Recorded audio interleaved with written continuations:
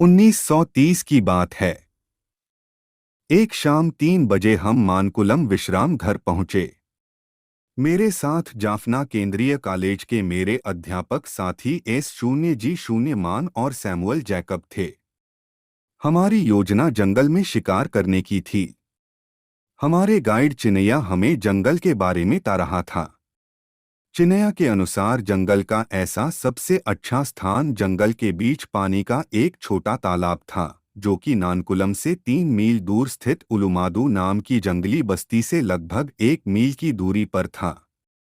लेकिन जब वहां जाने की बात आई तो चिनिया बोला, हम वहां नहीं जा सके।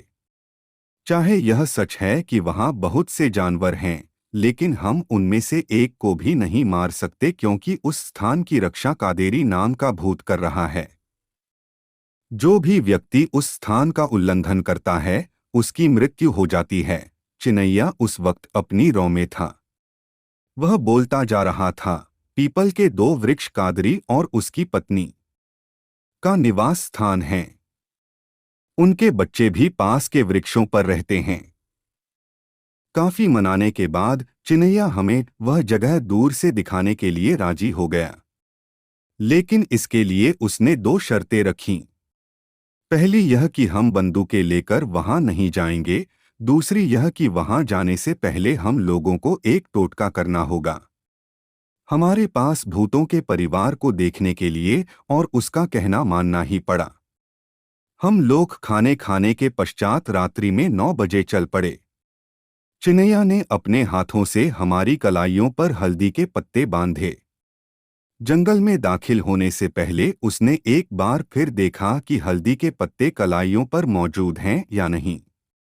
अंधेरे, सुनसान और जोकों से भरे हुए जंगल में से 1 मील पैदल चलने के बाद हम खुले स्थान पर पहुंचे। हमें वहां ठहरने के लिए और लपटें छोड़ रहे उन वृक्षों की ओर देखने के लिए कहा गया, जो कि 100 गज की दूरी पर चमक रहे थे। चिनैया ने जो कुछ कहा था वह बिल्कुल ठीक था।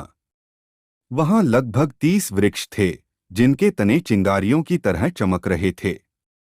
मैंने दूरबीन से देखा और जो कुछ मैंने देखा वह इतना सुंदर नजारा था, जिसको मैं जिंदगी भर नहीं भूल सकता।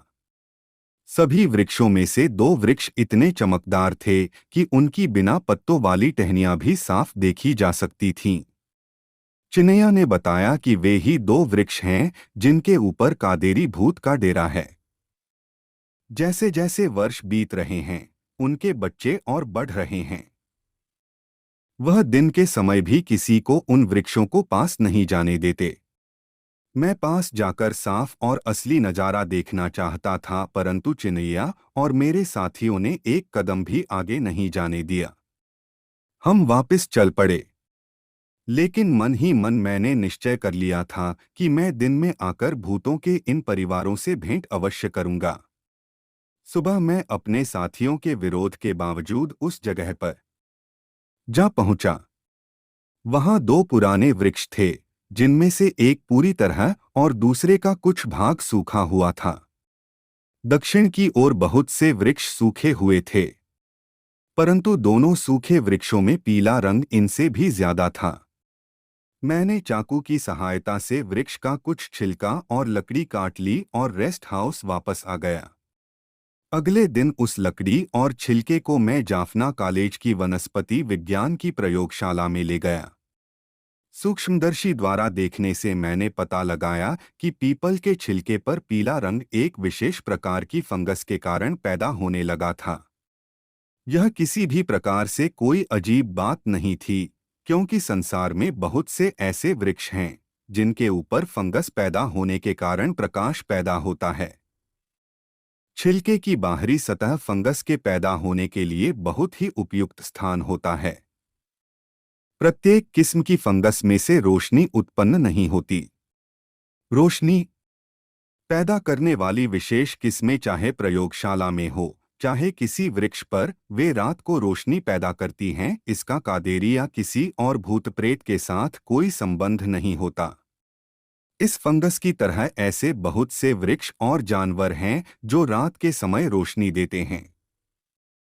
इनको प्रकाश उत्पन्न करने वाले जीव और वृक्ष अधिकतर समुद्र में ही रहते हैं, इसलिए अधिकतर लोग इनसे अनभिज्ञ हैं।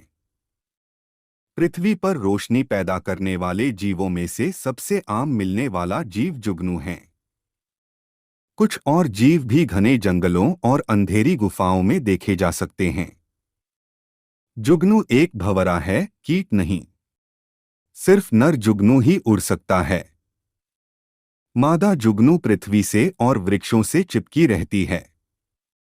नर और मादा प्रकाश द्वारा एक दूसरे को अपनी ओर आकर्षित करते हैं। बहुत से बैक्टीरिया भी रोशनी देते हैं। गल रहे प्रोटीन जैसे मछली और मांस इत्यादि में ऐसे बैक्टीरिया उत्पन्न हो जाते हैं जो रात के समय प्रकाश पैदा करते हैं। न्यूजीलैंड में कुछ गुफाओं के भीतरी भागों में दीवारों के ऊपर इस प्रकार के बैक्टीरिया बड़ी मात्रा में पैदा होने के कारण रोशनी उत्पन्न हो जाती है, जिसे हम देख सकते हैं। कुछ कीटों के सिरों के ऊपर रोशनी के स्थान होते हैं। वे रात के समय जब चलते हैं तो इस तरह दिखाई पड़ते हैं जैसे कारें अपनी लाइटें जलाकर धीरे धीरे चल रही हों। भूमध्य सागर में एक ऐसा जीव होता है जिसके रहते हुए हिल रहा पानी ऐसे प्रतीत होता है जैसे चमक रहा हो। इस जीव को नॉक्टिल्यूका कहते हैं। समुद्रों के तटों पर यह जीव अधिक मात्रा में एकत्र होने के कारण ऐसे दिखाई देता है जैसे आग लगी हो। जिस प्रकार जंगली लोगों को प्रकाश पैदा करने वाले वृक्षों पर भूत प्रेतों का डेरा दिखाई देता है, ठीक उसी प्रकार ही समुद्री मल्लाह और मछुआरे भी पानी में से उत्पन्न हो रहे प्रकाश का कारण भूत प्रेतों को ही समझते हैं। प्रकाश उत्पन्न करने वाले जीवों की तरह ही कुछ शंख, घोंघे, सीपी और कौड़ियां इत्यादि भी ऐसे होते हैं कि अगर उनको हिलाया जाए तो वे अंधेरे में चमकने लगते हैं। रैफेल डैबोई ने इस रोशनी पैदा करने वाले विषय पर अनुसंधान किया है। उसने प्रमाणित किया है कि यह चमक और रोशनी लुसीफेरिन नाम के पदार्थ के कारण होती है। कुछ फंगस और बैक्टीरिया तो निरंतर रोशनी पैदा करते रहते हैं, परंतु कुछ जीवों में इसका संबंध दिमाग से होता है और यह निरंतर रोशनी पैदा नहीं करते। प्रकाश और चमक ताप की उपज के बगैर ही पैदा होते हैं। चमक के रंग तरह तरह के और घटने बढ़ने वाले होते हैं। ऐसे प्रकाश का रंग आमतौर पर हरा, नीला, पीला और लाल होता है। गहरे समुद्रों की कुछ मछलियों में चमक को बढ़ाने और कम करने की शक्ति होती है। उरुमादू जंगल के पालू वृक्ष जल नहीं रहे थे, ये चमक फंगस के कारण उन वृक्षों से पैदा हो रही थी। शायद यह चमक पहले सूखे वृक्षों से पैदा हुई होगी और बाद में इन वृक्षों से ये पास वाले वृक्षों पर फैलती चली गईं। इसी कारण गांव वालों ने सोचा कि कादेरी प्रेत के परिवार के सदस्यों की गिनती हर वर्ष बढ़ रही है। मनुष्य जाति की यह एक मानसिक कमजोरी है कि जिस घटना का कारण नहीं जान सकते उसे भूत प्रेतों या किसी और चमत्कार से जोड़ देते हैं। इस अंधविश्वास के फलस्वरूप कई अजीब घटनाओं की मनगढ़ंत कहानियां दूर दूर तक फैल जाती हैं।